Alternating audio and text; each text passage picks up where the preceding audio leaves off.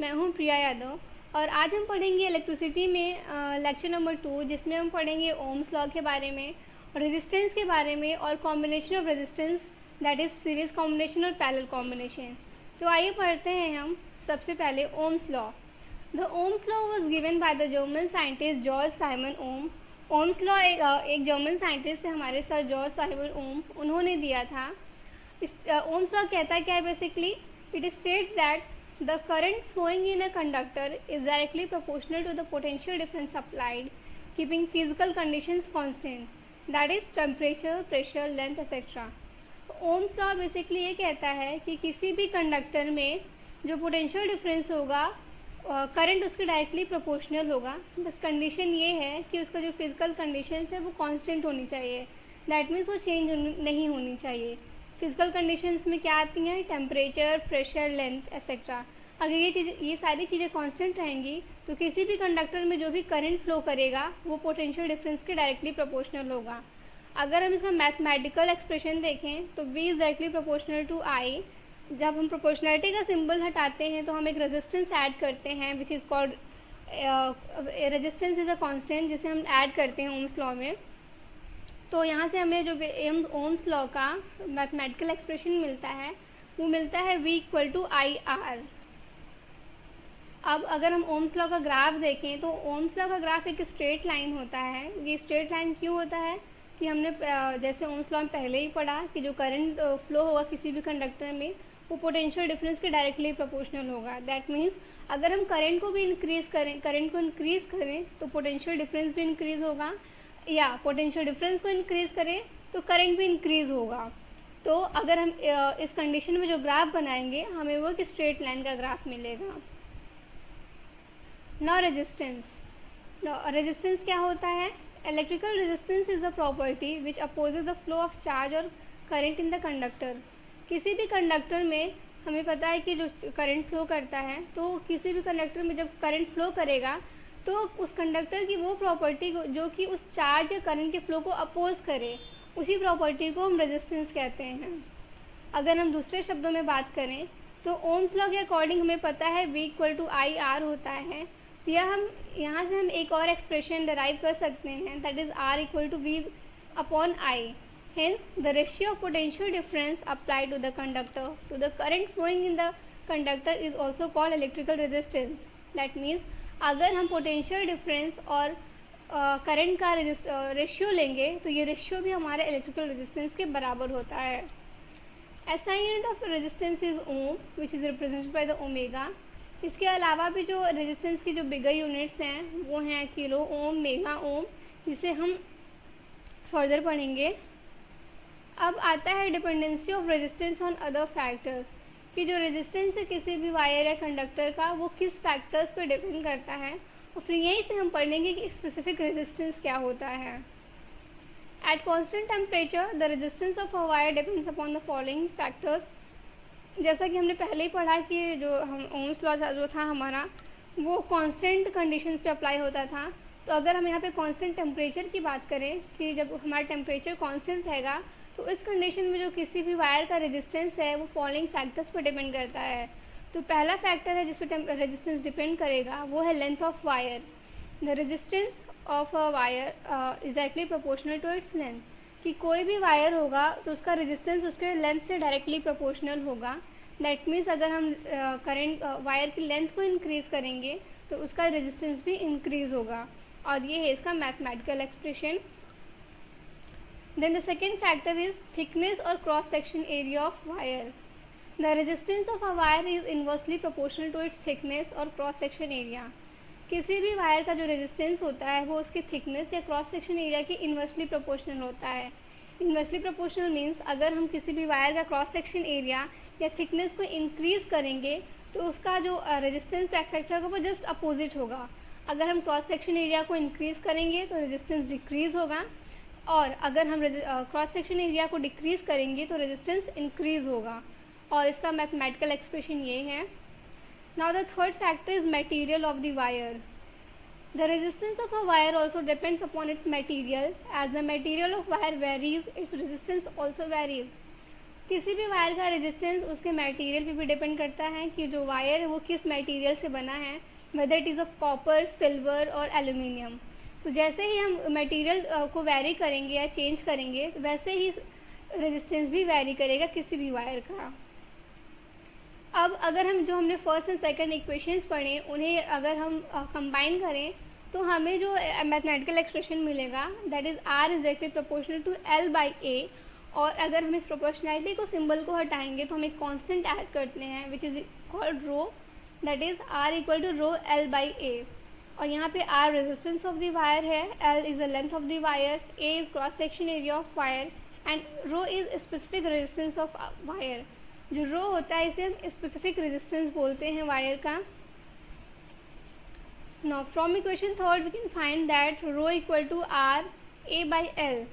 That means जो किसी भी वायर का स्पेसिफिक रेजिस्टेंस होगा वो किसी भी वायर के रेजिस्टेंस और क्रॉस सेक्शन एरिया के मल्टीप्लिकेशन को अगर हम उसके लेंथ से डिवाइड करें तो जो हमें मिलेगा वो किसी भी वायर का स्पेसिफिक रेजिस्टेंस मिलेगा।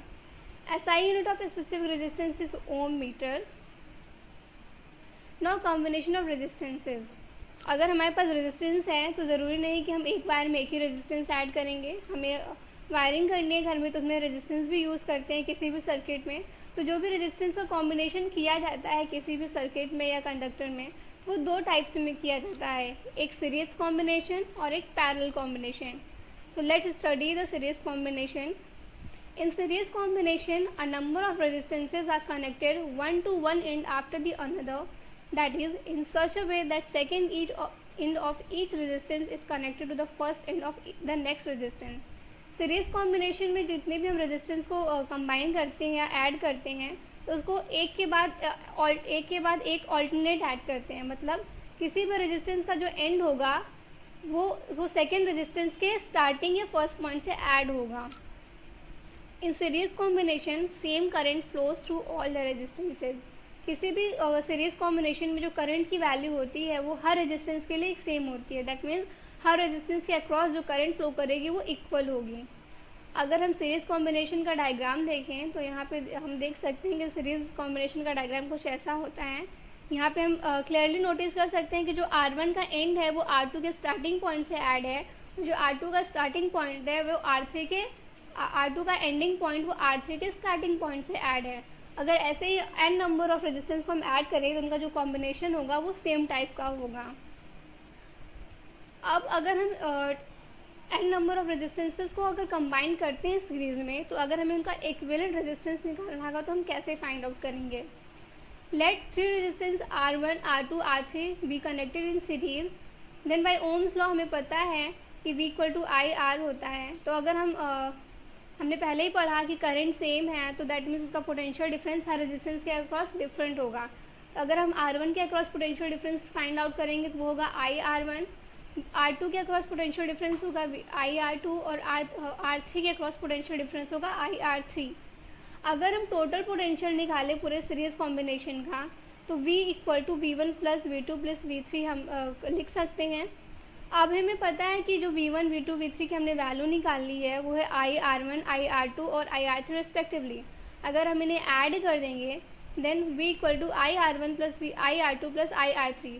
अब हमें V इक्वल टू IR होता है हमें पता है, तो अगर हम V की जगह IR इक्विवेलेंट रखें तो हमें जो एक्सप्रेशन मिलेगा वो मिलेगा R equivalent equal to R1 plus R2 R3। यही होता है सीरीज कॉम्बिनेशन का इक्विवेलेंट रेजिस्टेंस। और अगर हमारे पास ऐसे ही n नंबर ऑफ रेजिस्टेंसेज हैं जिनको हमने सीरीज में कंबाइन किया है तो इनका इक्विवेलेंट रेजिस्टेंस होगा R1 plus R2 plus R3 to the n number of times of resistance. Now combination. In parallel combination, the resistances are connected in such a way that ends of each of them are connected at two common points. That is, the corresponding ends are joined together at one point. Parallel combination में हम जितने भी resistances को join करते हैं, combine करते हैं, उनका combination कुछ इस तरीके से होता है कि सारे resistance में कोई ना कोई दो common point होते हैं, या हम यूँ कह सकते हैं कि जो उनके कॉरस्पॉन्डिंग एंड्स होंगे वो एक साथ किसी एक पॉइंट पर मिलेंगे। पैरेलल कॉम्बिनेशन में जो पोटेंशियल डिफरेंस होता है वो हर रेजिस्टेंस के अक्रॉस सेम होता है, या हम इसको डिफरेंट लैंग्वेज में कहें तो पैरेलल कॉम्बिनेशन में जो करंट होता है वो हर रेजिस्टेंस के अक्रॉस डिफरेंट होता है। अगर हम पैरेलल कॉम्बिनेशन का डायग्राम देखें तो हम यहाँ से क्लियरली नोटिस कर सकते हैं कि जो R1 और R2 R3 का मीटिंग पॉइंट है, दो सेम मीटिंग पॉइंट है, कॉमन मीटिंग पॉइंट है, जहाँ पे तीनों रेजिस्टेंसेस एक सेम मीटिंग पॉइंट पे मिल रहे हैं। और अगर हम करंट की बात करें तो हम क्लियरली देख सकते हैं कि जो R1 और R2 और R3 के अक्रॉस करंट की वैल्यूज़ हैं वो R1 के अक्रॉस I1 है, R2 के अक्रॉस I2 है और R3 के अक्रॉस I3 है। That means the current flowing through each of the resistance is different and जो पोटेंशियल डिफरेंस की वैल्यू है वो हर एक रेजिस्टेंस के अक्रॉस सेम है। अगर हम n number of time resistances को अगर हम पैरेलल में कंबाइन करते हैं तो हम उनका इक्विवेलेंट रेजिस्टेंस कैसे निकालेंगे? Let the three resistors R1, R2 and R3 be connected in the parallel, then the current will flow through them differently. हमें पता है कि ओम्स लॉ के according V equal to IR होता है, तो R1 के अक्रॉस जो पोटेंशियल डिफरेंस होगा वो I1 R1 होगा और R2 के अक्रॉस जो पोटेंशियल डिफरेंस होगा वो I2 R2 होगा और R3 के अक्रॉस जो पोटेंशियल डिफरेंस होगा वो I3 और R3 होगा। अब अगर हमें टोटल करंट की वैल्यू निकालनी है इस किसी भी सर्किट के अक्रॉस जिसमें सारे रेजिस्टेंस का कॉम्बिनेशन पैरेलल में है, तो I की टोटल वैल्यू जो होगी वो I1 plus I2 plus I3 होगी। तो अबव एक्सप्रेशन से हम I1, I2 और I3 की वैल्यूज़ रख सकते हैं। तो देन हमें जो I की वैल्यू मिलेगी वो I equal to V and common में 1/R1 plus 1/R2 plus 1/R3 है। हमें पता है कि हमें इन सबको सारे रेजिस्टेंस को पैरेलल में कंबाइन किया है, हमें इनका इक्विवेलेंट रेजिस्टेंस चाहिए। तो I equal to V by R equivalent according to Ohm's law. तो अगर हम यहाँ से I की value V by R equivalent रखेंगे and then which is equal to the V and then the common 1/R1 plus 1/R2 plus 1/R3, तो हमें जो R इक्विवेलेंट की वैल्यू मिलेगी किसी भी पैरेलल कॉम्बिनेशन में से रेजिस्टेंस की, वो होगी 1/R equivalent is equal to 1/R1 plus 1/R2 plus 1/R3।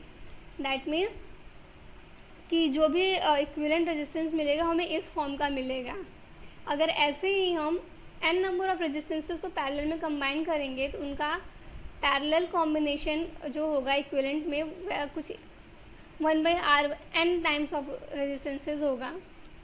I hope आप सभी को ये वीडियो और कंटेंट जो भी मैंने पढ़ा वो समझ में आया होगा। तो अगर आपको फिर भी कोई क्वेरी या डाउट है तो कमेंट सेक्शन में ज़रूर बताएं। तब तक वीडियो को शेयर और लाइक करते रहें और चैनल को सब्सक्राइब करना ना भूलें। Thank you.